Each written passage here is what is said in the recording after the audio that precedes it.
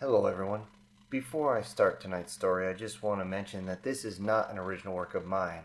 I know that's what you're all used to. However, a up-and-coming author has got a hold of me and wanted me to read some of his work. I went through a few of his stories and found them very entertaining and very interesting, and I will be reading one tonight. If you are someone that wishes to hear your story on my channel, not only will you find a link to FROSTDRAKEN's Reddit page, but you will also discover an email in which, if you wish to send something to me, or want me to review your items, or simply have a question, by all means send it to me. I only ask that anything you send to me that you wish for me to read aloud, that is your original content and not a link to someone else. Though I am more than willing to help others out, understand that this channel is dedicated to original content. Now, with that out of the way, on to the story. Forest of Monsters by FROSTDRAKEN.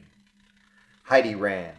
The thick jungle leaves whipped her face as she floundered through them with wild abandon. It was behind her. Heidi couldn't see it, but she could hear it. A low shuffling, the snap of a branch, the thud of footsteps. Tears blinded her vision as she cried in terror. She had been on a routine survey mission with her best friend after their exploratory ship had warped into this uncharted system. To the surprise and elation of the crew, they had discovered that the fifth planet was habitable. The system was unnamed, as was the world, but it was a vibrant green jewel covered with endless jungles and vast rivers. The planet was perfect. Millions would eventually call this world home, but for now, Heidi called it hell. She cried out as a thorn cut her cheek, but didn't dare to slow. Her labored breathing almost drowned out by the sound of blood rushing in her ears. She took great heaving breaths, but knew she couldn't run for much longer. Staggering to a halt, she leaned against a large, smooth-barked tree that was draped in yellow vines. As she staggered to catch her breath, she heard a noise that caused her blood to freeze to ice in her veins. A chilling scream echoed from somewhere behind her. Not a scream of a panicking creature, no, but a scream of a blood-maddened hunger. Heidi groaned in fear as she resumed her headlong flight into the emerald unknown. She and her crewmate had set down on the planet to do some preliminary sample gathering and routine tests before the main survey party set down. Normally, she relished these moments, where she and her best friend were the only two people on the entire planet. They could pretend they were the only two people in the universe. Her breath was ragged as her tortured lungs screamed for relief, but fear fueled her limbs, and she ran. She ran like her ancestors had run from the terrifying primordial predators of ancient Earth. She ran like her life depended on it, because it did. Once more a blood-hungry scream rang out through the dense jungle. As she lost her concentration for a moment, she stumbled and almost fell. She caught herself using the vines hanging from the nearby trees, their surfaces rough and leathery to the touch. She remembered when it had all gone wrong. She had been walking around the perimeter of the ship when she stumbled into a deep side ravine. She was only a few dozen meters from the ship, or so had called out loudly for her friend's help. Unfortunately for her, her shouting had attracted something else. Something hungry. Heidi pushed her way through a particularly dense patch of undergrowth, the damp leaves soaking her to her skin, but doing little to alleviate the sheen of sweat that coated her from her excursions. As she clawed her way through, she heard another scream. This one was closer. How was it closer? She was running as hard as she had in her whole life. What was this thing? What would it do if it caught her? With images so horrific, rendering teeth and shredding claws playing across her mind, she once more ran through the undergrowth. She didn't know which direction and couldn't even see the sun due to the thick rooftop canopy. Her wrist-mounted assistant was busted. It had likely broken during her tumble down the ravine's steep embankment. She had tried desperately to claw her way back up the steep earthen wall, but the sloggy soil had crumbled between her fingers and she had given up. That's when she tried calling for help, leading to her current situation of being chased by something invisible, nameless predator in some luck-forsaken jungle in the middle of uncharted space. Her booted feet slammed into the moist ground with a squelch as the soil became swampier. She growled in breathless anger as she felt herself slowing. Looking desperately for a drier route, she spotted a fallen tree to her left. Squelching over to it, she scrambled up its smooth bark side and straddled it for a moment, trying to catch her breath in the thick, clawing air of the jungle. Her body felt as though it were on fire as all her muscles screamed in agony. Groaning in effort, she managed to get her feet through sheer force of will alone, and slowly at first made her way across the fallen tree. She noted with a small part of her brain that the tree was truly enormous. In life, it must have stretched almost 40 meters into the deep blue sky. She glanced up wistfully, what she wouldn't have given to see the sky again. She had been trapped in a ship for months, and now that she had finally gotten planetside, the sky was not even visible. She reached the end of the titanic log and slid down onto firmer ground. With any luck, her actions had thrown the predator off her trail. She stood for a moment, listening in silence. Her hair stood up on end and prickling sensation down her spine as she felt the eyes of something observing her from the impenetrable jungle. She tensed and then bolted in a new direction as she swore she heard some heavy breathing. She jerked in fear as once more the hungry scream wormed its way through the foliage to her. It sounded further away now, as she prayed that it had lost track of her as she made an attempt to go the way she had come. But without her assistant to guide her, and no way to see the sky, she couldn't be sure she was even going in the right direction. Stumbling blindly through another thicket, she screamed hoarsely as she lost her footing and tumbled to the ground. She let out a whoof of air as she hit and laid there for a few seconds, dazed. Scrambling to her feet, she looked around her, looking for something, anything she could use to defend herself. Leaning down, she grabbed a large stick off a damp jungle floor, but it crumbled to pieces in her hands, far too rotten to be used. She tried to tear a vine from one of the surrounding trees, but found out that it was as strong as braided rope. She began to walk backwards, slowly, sure she would see the shining eyes of the predator any second. But there was nothing. Perhaps it was just waiting for her to tire, or maybe let her guard down. Heidi scanned the forest wildly and looking for anything that may indicate a threat, but saw only colors and shapes in the jungle. She began to walk briskly, no longer blind with fear. She searched for a weapon, vowing not to go down without a fight.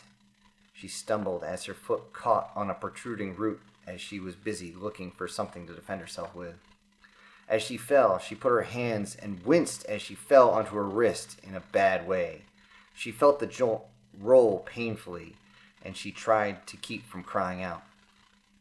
As she rolled to her feet, she held her injured wrist in her other hand and moved it experimentally. It stung, but didn't hurt all that bad. Great. She had sprained her wrist, but it could have been worse. As the thought left her mind, her head whipped around as another blood-curdling scream echoed through the dense undergrowth. The sound much closer, within 50 meters for sure. She stood and began to run again, but not headlong, senselessly pace as earlier. Continuing her pace, she kept vigilant of her surroundings for any sign of something dangerous with which to fight off this unseen enemy. She continued on like that for a few short minutes till, to her horror, she ran across another steep embankment running across her path. Looking first to her right, then left, she decided to go left. She dodged and weaved through the thick, clingy fronds and leaves as she tried to stay ahead of the predator hunting her. As she rounded a particularly large tree, she skidded to a stop in panic. The embankment turned sharply and formed to a shallow curve in front of her. She was trapped.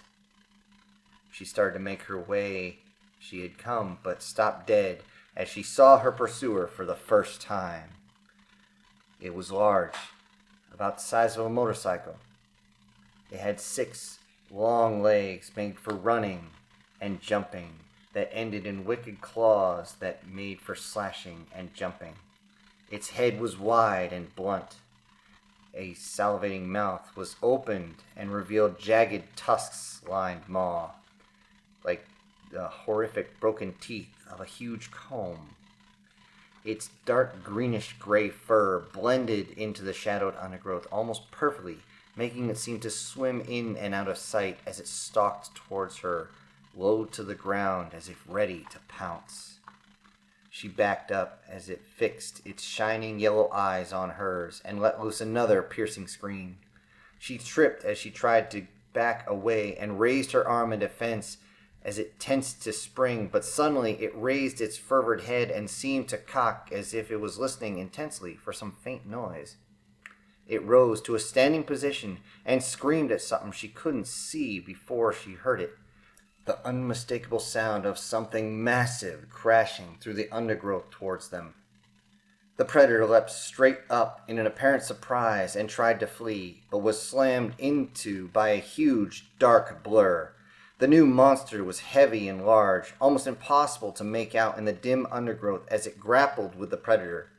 She caught an impression of a multitude of insectoid legs and multiple larger appendages before the predator screamed in rage and bit at the monster. The monster seemed unaffected as the predator's tusked maw bounced ineffectively off its thick carapace armor. The monster swung the predator to the side as it grappled, slamming into a tree. The predator screamed again, and Heidi heard a bone-chilling hiss of anger from the newcomer as the predator rammed into the monster with terrific force. It was all she could do just to watch this horrific clash without fainting in abject terror. The monster reared up as if to strike at the predator, its many fighting appendages spread wide before slamming them down onto the predator's back and causing it to screech in pain. It swung a heavy clawed blow into the attacker, but its claws again rebounded off the thick chitinous armor. Heidi watched, transfixed, as the monster tackled from the stunned predator and seemed to wrap around it, coiling itself around it like a snake. It began to constrict the predator. The predator screamed again, this time in fear and agony, as its bones began to crack and its muscles tore with the sickening snaps. With a final crackle of splintering bone, the monster crushed the life from the predator and uncoiled, releasing its now limp and sundered corpse to the jungle floor with a slight thump. Heidi watched as the monster seemed to rear up like a snake. The forward third of the nearly 6-meter-long body raised up like a cobra in its manner. Suddenly, it turned her direction. Her breath froze in her throat as she made out a pair of compound eyes glinting in her direction. Suddenly, the monster shot forward faster than anything that size should have been able to move. She yelled in alarm as she felt the sweep off her feet and the coil around her in the same way it had done to the dead predator. But death did not follow.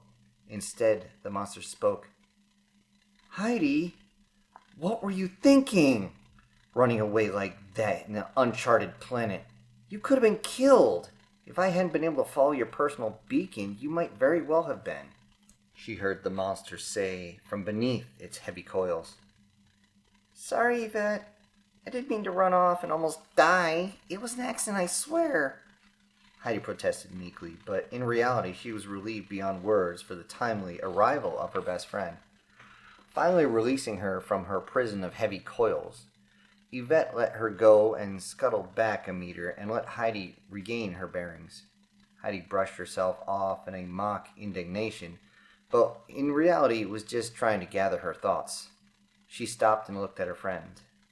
Yvonne was a Vanderfell, an insectoid race resembling a massive centipede, but with 5 pairs of arms and a multitude of short, knife-like legs. She had 2 compound eyes and 2 long antennae that she generally kept folded down her back like a pair of braids. Her back was covered with heavy armor plates, and her chest was armored in a much thinner and more flexible sheets of chitin. Her underbelly was rather soft and unarmored, but was held close to the ground due to her scuttling walking posture. The front third of her body was reared up vaguely in an S shape like a cobra, and her mouth was a series of chitinous plates arrayed over a slit-like mouth in which she had serrated her radialia, an organ resembling a toothed tongue used for scraping meat off the bone. Yvonne looked at Heidi over and asked concernedly, "Are you fit to head back to the shuttle? I know that human endurance has its limits, and being chased through this mother-forsaken jungle by a ravenous wild beast has got to be on the top of that list." Heidi chuckled at her comment and nodded. She began, "Thanks, Yvonne. If you hadn't shown up..." But the Vanderfell female cut her off with a 3-armed wave. "But I did show up, so let's not speculate on the alternatives, please." Yvonne grimaced at the thought. Heidi smiled as the huge female swayed slightly in discomfort, her antennae twitching. Heidi reached out and patted the woman on her armored flank, saying, "It's all over now. You got me. Everything's fine." Yvonne nodded in sympathetic understanding and straightened. Turning with surprising flexibility, she pointed to the carcass behind her. "Should we bring that thing with us? Maybe it's edible." "Oh, you're impossible. You're always thinking with your stomach, you greedy bug," Heidi said, almost laughing. Yvonne shrugged and pulled a large skinning knife out of a sheath on her side. "No sense in letting it go to waste. Plus, it's all tenderized, just the way I like it. When are we going to get another chance to eat fresh killed meat like this again? 2 years?" Heidi sighed as she watched her friend butcher the animal with practiced ease. "Okay, but at least let me scan it before you start to eat it this time. We aren't going to have to repeat this as last time you found something so tasty," she said in air quotes. Yvonne winced at the memory. She said, "Okay, that's fair, but you're going to have some, right?" Heidi smiled and replied warmly, "Of course I will. I'm not a bloody herbivore, for fuck's sake." She laughed at Yvonne's expression as she mentioned herbivores. She walked over to the large insectoid woman and gave her a ferocious hug that seemed to surprise the large alien. Rather than push her away, Yvonne lowered her antenna and brushed them over Heidi's face. The two shared a moment to enjoy each other's company before turning back to the task of butchering the dead predator. As the two of them hoisted the chunks of red meat and shared the last look at the dead creature, they began to laugh. They laughed as they walked off into the jungle, knowing that together, nothing in this universe could harm them. End of transmission.